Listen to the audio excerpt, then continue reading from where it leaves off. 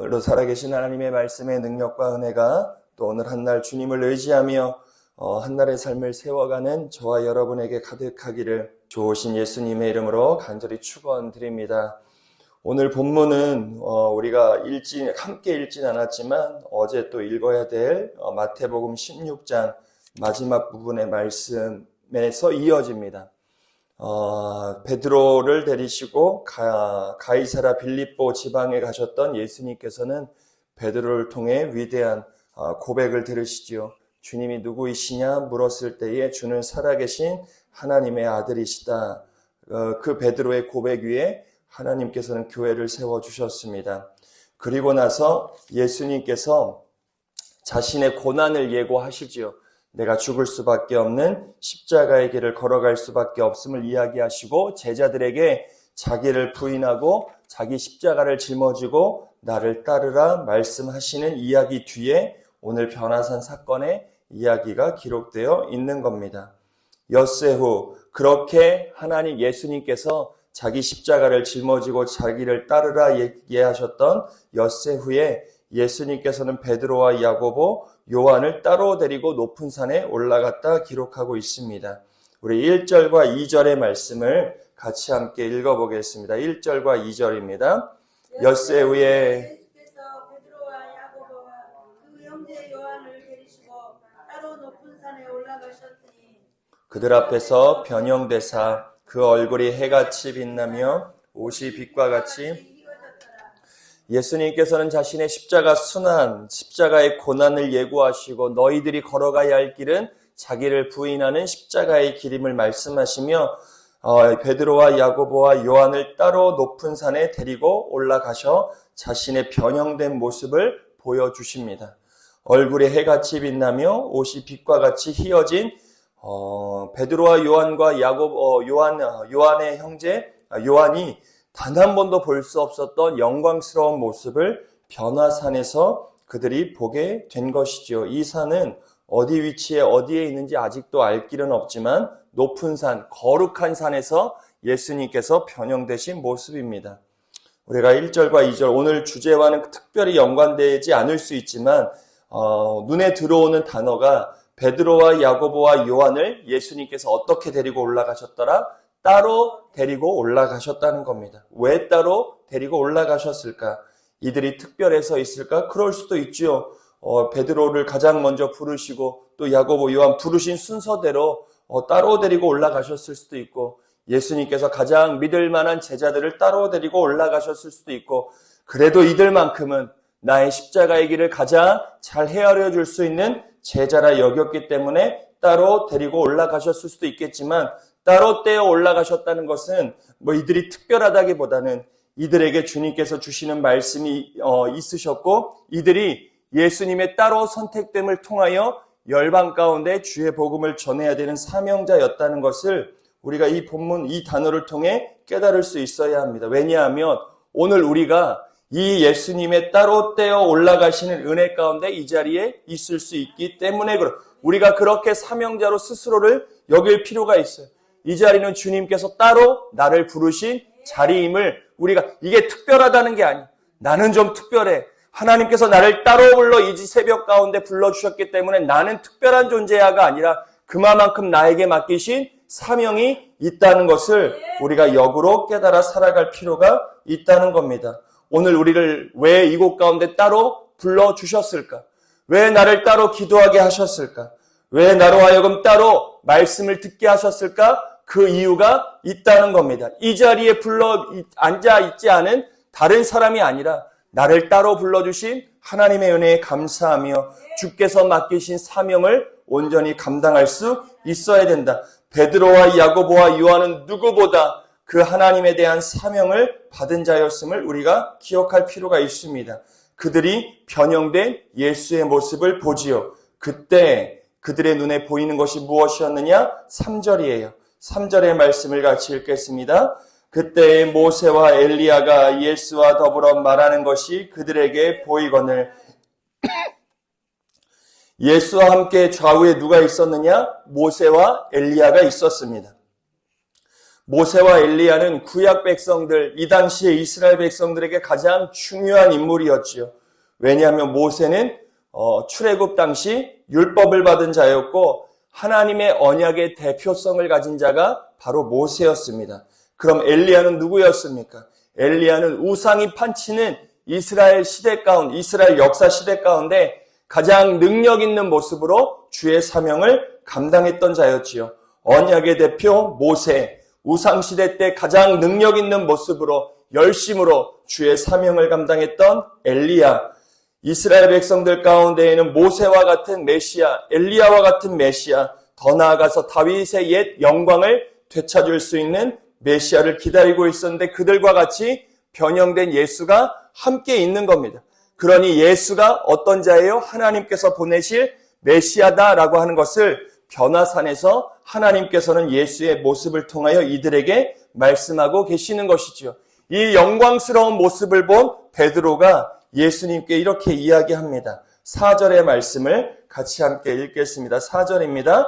베드로가 예수께 여쭈어 이르되 주여 우리가 여기 있는 것이 좋사오니 만일 주께서 원하시면 내가 여기서 초막셋을 줄 때 하나는 주님을 위하여 하나는 모세를 위하여 하나는 엘리야를 위하여 하리이다. 베드로가 얼마나 기뻤겠습니까? 세상의 근심과 염려, 걱정이 많았던 땅을 떠나 높은 산에 올라가 변형된 예수의 모습을 바라보았을 때 그의 눈과 마음이 완전히 바뀌었을 겁니다. 그리고 자신이 그토록 추앙했던 모세와 엘리야와 예수가 같이 있으니 여기가 천국이에요. 그러니 베드로가 그 산에서 내려가고 싶지 않으니 눈에 보이는 그 자리에서, 매번 보일 수 있는 그 자리에서 자신이 초막을 지어 영원토록 그곳에서 살고 싶다 이야기합니다. 우리가 주의 은혜를 받을 때 이러한 심정일 때가 있어요. 내가 기도한 대로 응답받았을 때, 내가 마음 먹은 대로 무언가 일이 되었을 때, 예상치 않았는데 내게 좋은 일이 마구마구 몰려왔을 때 그 자리가 천국이라 우리가 서슴없이 고백합니다. 내가 오늘을 천국을 살아가는구나. 오늘만 같으면 얼마나 좋을까. 매일매일 오늘만 같기를 바라는 마음으로 오늘의 삶에 우리가 마음을 담을 때가 있지요. 눈에 보이고 내가 경험하는 것이 너무 좋기 때문에 그렇습니다. 베드로도 우리와 같은 심령으로 변화산에서 그 마음을 고백했지요. 이때 주님께서, 하늘의 하나님께서 베드로에게 주신 말씀은 무엇이냐? 5절이에요. 우리 5절의 말씀을 같이 함께 읽겠습니다. 말할 때에 호련히 빛난 구름이 그들을 덮으며 구름 속에서 소리가 나서 이르시되 내 기뻐하는 자니 너희는 그의 말을 들으라 하시는지라. 눈에 보이는 영광스러운 그 자리에서 영원토록 살고 싶었던 베드로에게 하늘의 하나님께서는 무엇이라 이야기하느냐? 지금 너의 눈앞에 있는 변형된 예수, 그는 내 사랑하는 아들이요 내 기뻐하는 자니 너희는 그를 볼 것만이 아니라 뭐하라고요? 그의 말을 들으라는 겁니다.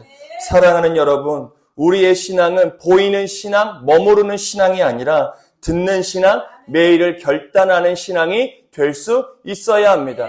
오늘의 삶이 좋다고 영원토록 머물 수 있는 신앙이 아니에요. 우리는 언제나 주의 말씀에 청종하고 주의 말씀을 듣고 그 말씀 가운데 결단하여 십자가의 길을 걸어가는 자가 될 수 있어야 됩니다. 그러니 내가 매일매일 주의 은혜를 받을 때 우리는 묵묵히 주의 은혜에 그냥 감사하고 넘어가는 겁니다.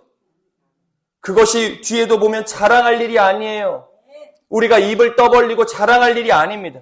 주의 은혜와 축복 자랑할 증거 아니에요. 우리는 그냥 묵묵히 주의 말씀을 듣는 신앙, 매일을 그냥 결단하며 주의 십자가, 나를 부인하고 매일 내게 맡겨주신 십자가를 짊어지는 신앙이 될 수 있어야 합니다. 그런데 우리가 그렇지 못해. 우리가 여전히 베드로의 자리에 있어요. 우리의 오늘의 과제가 베드로의 자리를 넘어서야 되는데 여전히 우리는 초막셋, 여기가 좋사오니, 이만하면 좋사오니, 여기가 천국이 오니 주여 나를 더 이상 건들지 않으셔도 됩니다.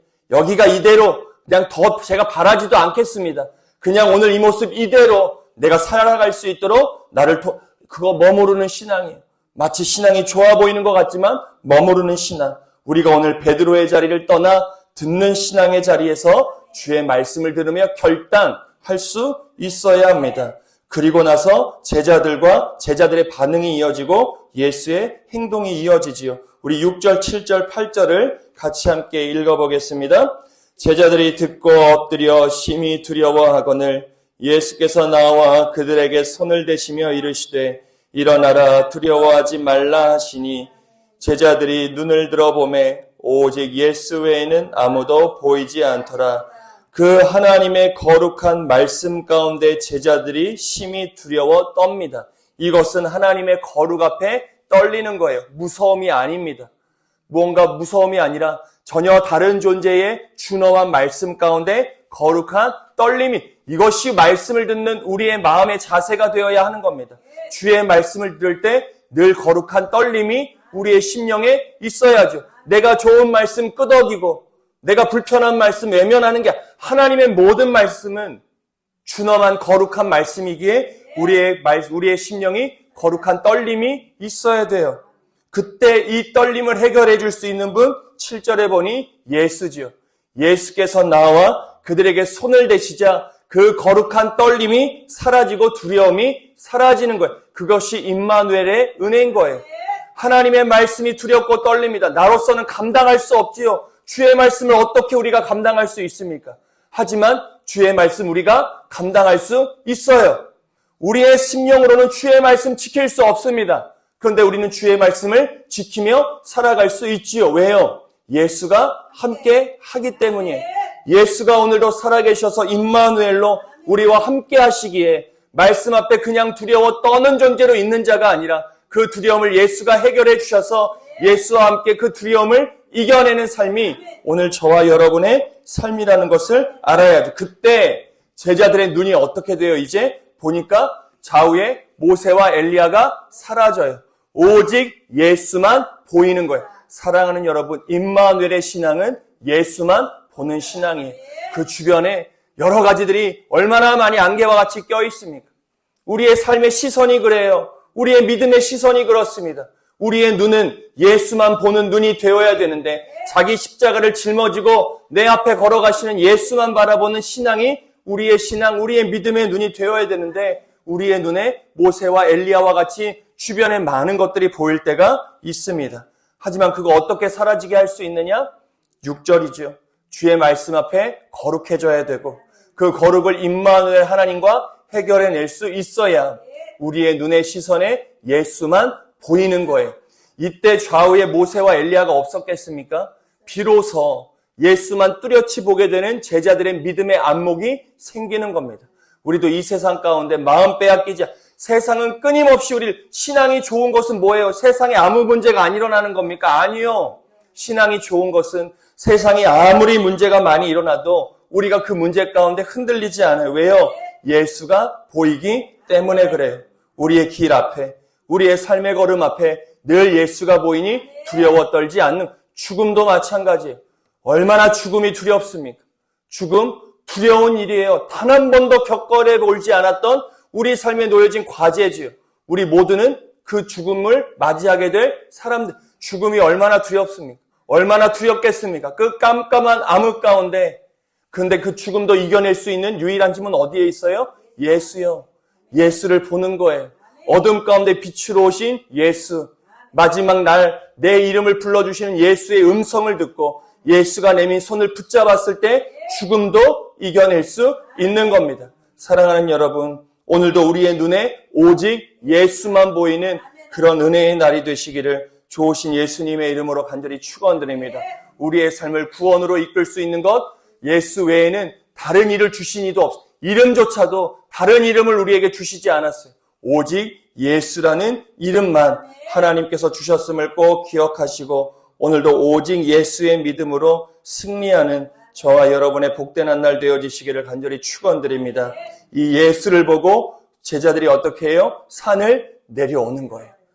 높은 산에 올라갔다가 예수를 다시 한번 또렷이 바라보고 자신의 삶에 두려워졌던 두려움을 예수로 인하여 해결하고 그들이 산으로 내려옵니다. 그때 예수님께서 무엇을 명령하시느냐? 9절의 말씀을 같이 함께 읽어보겠습니다. 9절입니다.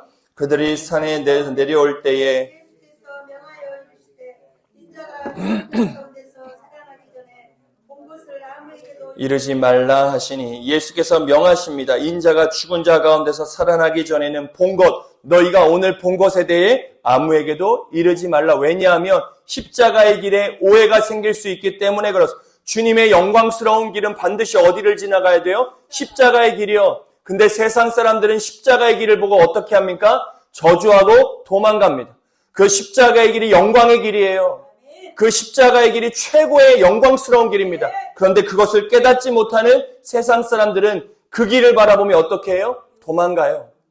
예수의 십자가의 길을 바라보며 아, 저 예수도 틀렸구나.